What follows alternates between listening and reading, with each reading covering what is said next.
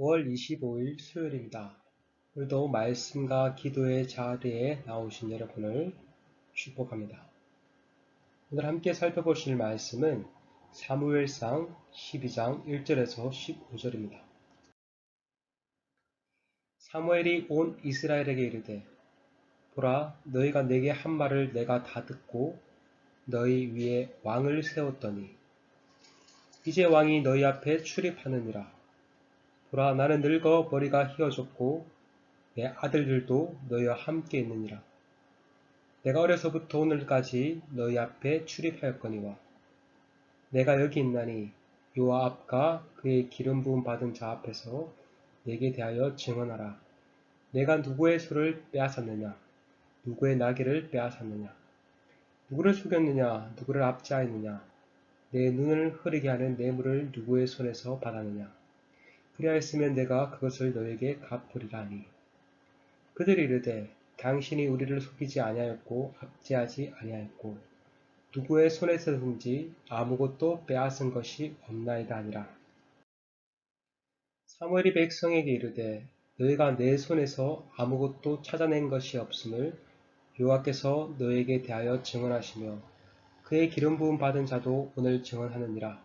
니 그들이 이르되 그가 증언하시나이다 하니라. 사무엘이 백성에게 이르되 모세와 아론을 세우시며 너희 조상들을 애굽 땅에서 인도하여 내신 이는 여호와시니 그런즉 너희는 가만히 있으라. 여호와께서 너희와 너희 조상들에게 행하신 모든 공의로운 일에 대하여 내가 여호와 앞에서 너희와 담론하리라.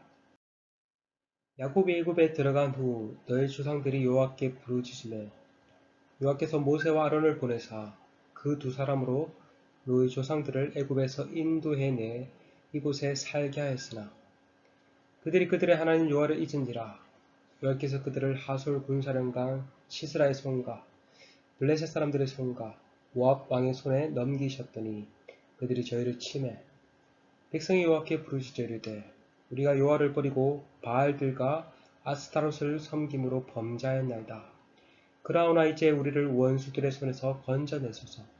그리하시면 우리가 주를 섬기겠나이다 하며 여호와께서 여룹바알과 베단과 입다와 나 사무엘을 보내사 너희를 너희 사방의 원수의 손에서 건져내사 너에게 안전하게 살게 하였거늘 너희가 암몬 자손의 왕 나하스가 너희를 치러 om을 보고 너희 하나님 여호와께서는 너희 왕이 되심에도 불구하고 너희가 내게 이르기를 아니라 우리를 다스릴 왕이 있어야 하겠다 하였도다.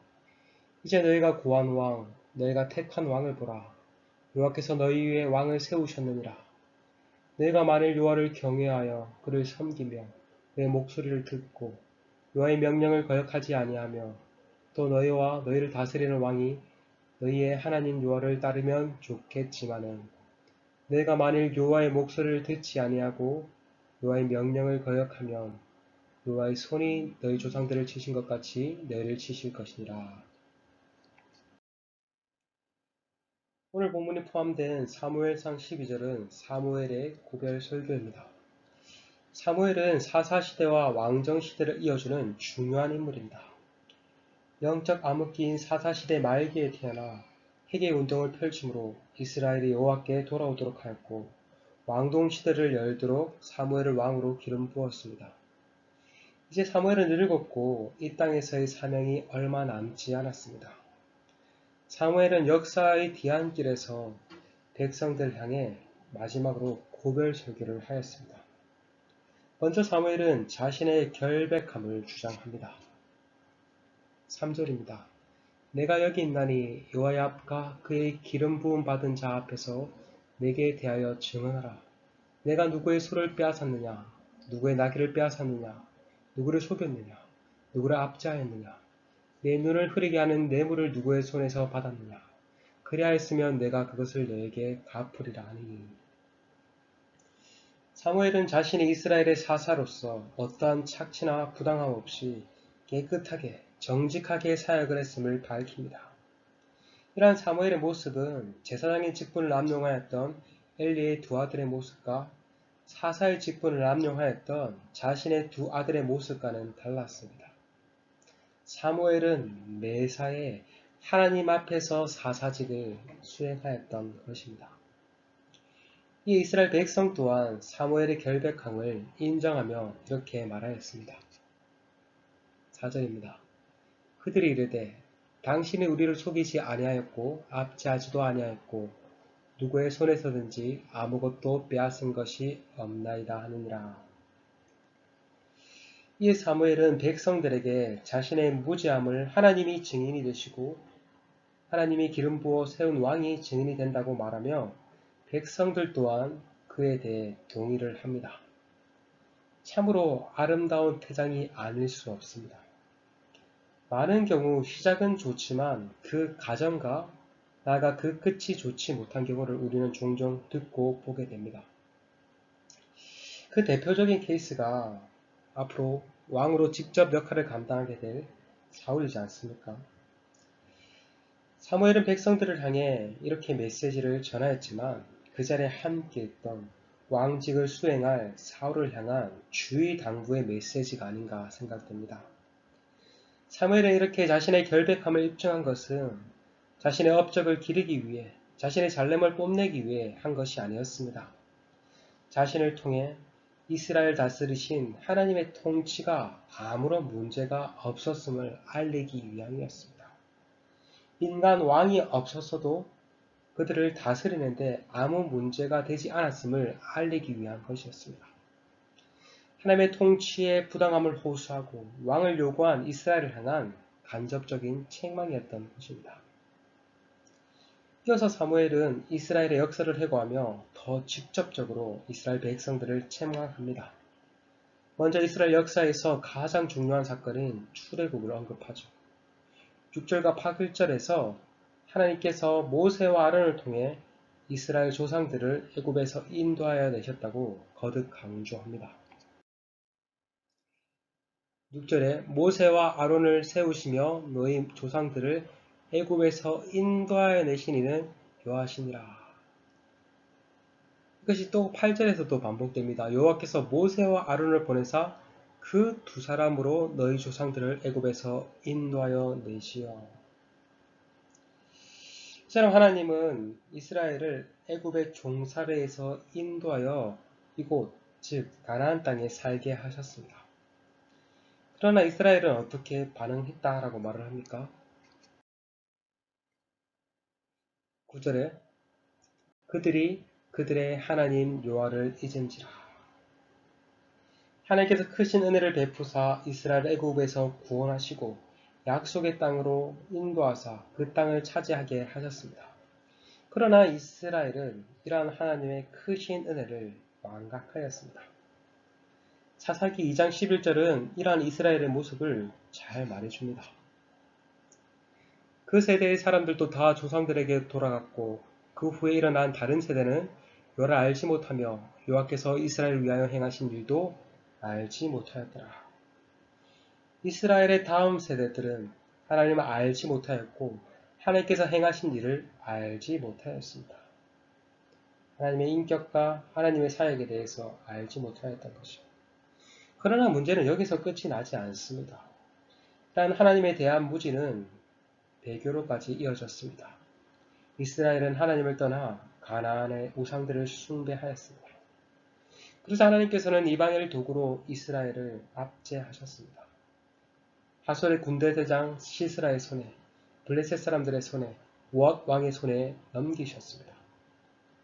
범죄한 이스라엘을 이방의 압제 가운데 놓이게 하신 것이죠. 그러자 이스라엘은 하나님께 부르짖고 하나님은 사사들을 보내어서 이스라엘을 구원하셨습니다. 이스라엘의 죄악에도 불구하고 하나님은 신실하사 이스라엘에게 은혜를 베푸셨던 것입니다. 그러나 그럼에도 불구하고 이스라엘은 자신들을 다스릴 왕을 달라고 요구했습니다. 이스라엘은 자신들이 이방의 압제를 당한 것이 자신들의 죄로 인한 결과로인지 망각한 채 이방 나라들처럼 왕이 없었기 때문이라 생각하고 왕을 요구하였던 것입니다. 이간 이스라엘의 잘못된 요구에도 불구하고 하나님은 그들의 요구를 들어주십니다. 그 결과 세워진 왕이 사울입니다. 13절을 보면 너희가 구한 왕, 너희가 택한 왕이라고 거듭 너희라는 말이 반복됩니다. 그것을 통해 사무엘은 사울이 이스라엘이 선택하여 세운 왕임을 넌지시 암시하고 있습니다. 사울은 하나님이 세우시긴 했지만 백성들의 뜻에 따라 세워진 왕이라는 말입니다. 뭔가 부정적인 암시가 담겨 있는 것 같죠. 14절에서 사무엘은 이스라엘 백성들을 향해 여호와 하나님만을 온전히 경외하며 섬기며 그분의 말씀을 들을 뿐만 아니라 너희를 다스리는 왕 또한 그러해야 한다라고 말을 합니다. 이스라엘의 왕이라 할지라도 하나님 한 분만을 참 왕으로 모시고 하나님 말씀에 순종하며 사는 백성 중 하나가 되어야 한다는 말이죠. 그런데 여기 끝에 보시면 따르면 좋겠지만은 이라고 이렇게 끝을 흐리고 있습니다. 그 말 속에는 그렇지 못할 것이라는 것이 담겨 있죠. 백성들의 요구에 의해 세워진 왕인 사울이 어떠한 결말을 맺게 될 것인지를 예고하는 것이라 할 수 있습니다. 그것을 우리는 앞으로 사울의 모습을 통해 살펴보게 될 것입니다. 사무엘이 이스라엘을 향해 하나님께서 왕을 허락하셨지만 그 인간 왕이 그들의 안전을 보장해 주지 않을 것임을 알린 것입니다. 인간 왕이 있다 할지라도 그들의 참 왕이신 하나님의 명령에 순종해야지 그렇지 아니하면 그들의 조상들과 같이 또 이방의 치임을 받게 될 것이라고 말을 합니다. 우리 또한 나라든 공동체든 새로운 지도자가 세워질 때마다 뭔가 새로운 세상이 열리게 될 것을 기대합니다. 오늘날에도 여전히 많은 사람들은 자신들을 이끌 정치적인 메시아를 기대합니다. 그러나 어느 누가 지도자가 되었다 한들 우리에게 진정한 만족을 줄 수 없습니다. 새로운 세상, 유토피아를 열어줄 수 없습니다. 기대가 큰 만큼 실망도 클 수 있습니다. 그리스도인들은 사람에게 기대하지 않습니다. 사람에게 소망을 품지도 않습니다. 그리스도인들은 우리의 참왕이신 하나님과 그리스도께 소망을 품고 그분께 기대하며 나아가는 자들이기 때문입니다. 오늘 하루도 우리의 참왕이신 하나님과 그리스도께 소망을 품고 그분께 순종하며 나아가는 우리 모두가 되길 소망합니다.